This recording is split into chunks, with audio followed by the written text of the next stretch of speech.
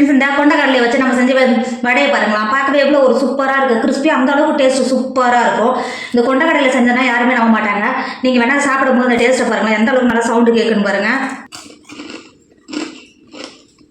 சரிங்களா, அந்த அளவுக்கு நல்லா சவுண்டு கிறிஸ்பியாக அவ்வளோ ஒரு டேஸ்ட் அவ்வளோ ஒரு சூப்பராக இருக்கும்.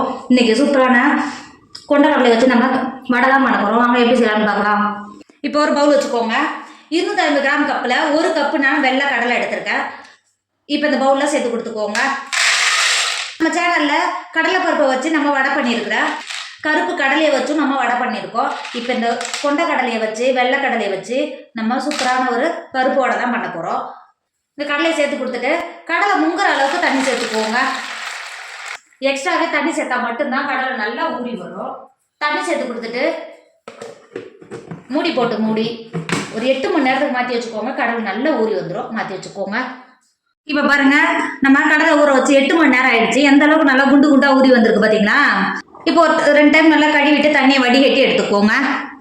இப்போ பாருங்க, 2 டைம் நல்லா கழுவிட்டு நம்ம தேங்காய் பால்லாம் வடிகட்டும் பார்த்தீங்களா. அந்த ஜல்லலில் கடலையை மாற்றி வச்சிடலாம். தண்ணி துளி கூட இல்லாமல் நல்லா வடிஞ்சிடும். இப்போ மாற்றி வச்சுக்கோங்க. இன்றைக்கி நம்ம மசாலா ரெடி பண்ணிக்கலாம். இப்போ ஒரு மிக்சர் எடுத்துக்கோங்க. ஒரு 6 பல்லு பூண்டை தோல் நீக்காமல் எடுத்து வச்சுருக்கா உள்ளே சேர்த்துக்கோங்க. அது கூடவே ஒரு 6 காஞ்ச மிளகாய் எடுத்துருக்கா இப்போ சேர்த்துக்கோங்க. அது கூடவே ஒரு துண்டு இஞ்சி எடுத்து வச்சுருக்கா சேர்த்து கொடுத்துக்கோங்க. 2 கொத்து கருவேப்பிலையை உருவிட்டு எடுத்து வச்சுருக்கா இப்போ சேர்த்துக்கோங்க. சேர்த்து கொடுத்துட்டு மிக்ஸி மூடி போட்டு மூடி குறப்பாக அரைச்சி எடுத்துக்கோங்க.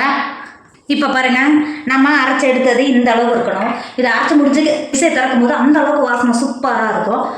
இப்போ நம்ம ஏற்கனவே வடிகட்டி எடுத்து வச்சுருக்கோம்ல, கடலையை உள்ளே சேர்த்துக்கோங்க. கடலையை சேர்த்து கொடுத்துட்டு அது கூடவே 1/2 டேபிள் ஸ்பூன் உப்பு சேர்த்துக்கோங்க.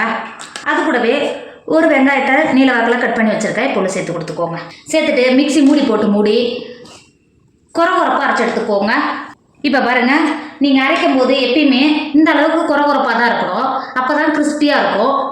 இப்போ ஒரு பவுல் வச்சுக்கோங்க. நாம் அரைச்ச கடலையோட மசாலா உள்ள சேர்த்துக்கோங்க.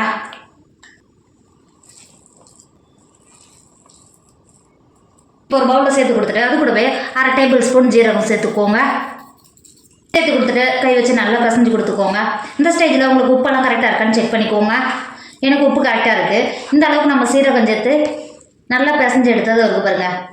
இந்த அளவுக்கு ஒரு 1/2 நெல்லிக்காய் சைஸ் அளவுக்கு இந்த மாதிரி எடுத்து உருட்டிக்கோங்க. இந்த அளவுக்கு நல்லா உருட்டிட்டு இந்த இருக்குது பாருங்கள், இந்த உள்ளங்கையில் இப்படி வச்சிங்கன்னா போதும். வச்சு இப்படி எடுத்துட்டிங்கன்னா நமக்கு வடை ஷேப்பு கரெக்டாக வந்துடும். நல்லா கிறிஸ்பியாக இருக்கும். இந்த பாருங்கள் எவ்வளோ ஒரு சூப்பராக இருக்குது பார்த்தீங்களா. இப்போ நம்ம தட்டி வச்சுருக்க வடையை இப்போ பாருங்கள், கடாயில் எண்ணெய் வச்சு எண்ணெய் நல்லா சூடாகிடுச்சு. நம்ம தட்டி எடுத்து வச்சுருக்கோம்ல, வடையை உள்ளே சேர்த்துக்கோங்க. வடையை உள்ளே சேர்க்கும் போது எண்ணெய் இந்த அளவுக்கு சூடாக இருக்கணும்.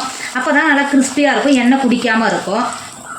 நீங்கள் எப்பயுமே வடை போடும்போது இந்த மாதிரி ஃப்ளாட்டான ஒரு பாத்திரம் எடுத்திங்கன்னா ஒரே தடவை 5-6 மாதிரி போட்டு எடுக்கிறதுக்கு ரொம்ப ஈஸியாக இருக்கும். வடையும் நல்லா தாராளமாக வெந்து வரும்.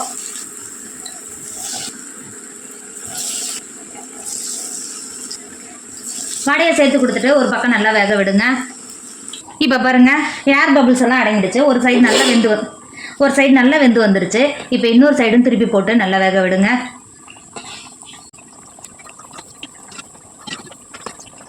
இன்னொரு பக்கமும் திருப்பி போட்டு இந்த மாதிரி நல்லா கோல்டன் கலர் வர வரைக்கும் நல்லா வேக விடுங்க. இப்போ பாருங்கள், எந்த அளவுக்கு நல்லா கோல்டன் கலரில் நல்லா வறுந்து வந்திருக்கு பார்த்தீங்களா வடை. அங்கே பாருங்க. இப்போ இதை வெளில எடுத்துக்கோங்க. வெளில எடுத்துகிட்டு இருக்கிற வடையும் இதே எண்ணெயில் பொரிச்சு எடுத்துக்கோங்க. நம்ம வெள்ளை கொண்டக்கடலையை வச்சு செஞ்ச வடை சூப்பராக ரெடி ஆகிடுச்சு. அந்தளவுக்கு நல்லா கிறிஸ்பியாக இருக்கும். டேஸ்ட்டும் அந்தளவுக்கு நல்லா சூப்பராக இருக்கும். நீங்கள் கொண்டக்கடலை இது மாதிரி நீங்கள் ஒரு டைம் வடை பண்ணி பாருங்கள். வீட்டில் இருக்கவங்க எல்லாமே விரும்பி சாப்பிடுவாங்க. டேஸ்ட்டும் அந்தளவுக்கு நல்லா கிறிஸ்பியாக இருக்கும். கண்டிப்பாக நீங்களும் ட்ரை பண்ணுங்கள். என்னோட வீடியோ உங்களுக்கு பிடிச்சிருந்தா உங்கள் ஃப்ரெண்டு உங்கள் ஃபேமிலிக்கு ஷேர் பண்ணுங்கள். மறக்காமல் கேரளா சமையலை சப்ஸ்கிரைப் பண்ணிக்கோங்க. தேங்க்யூ.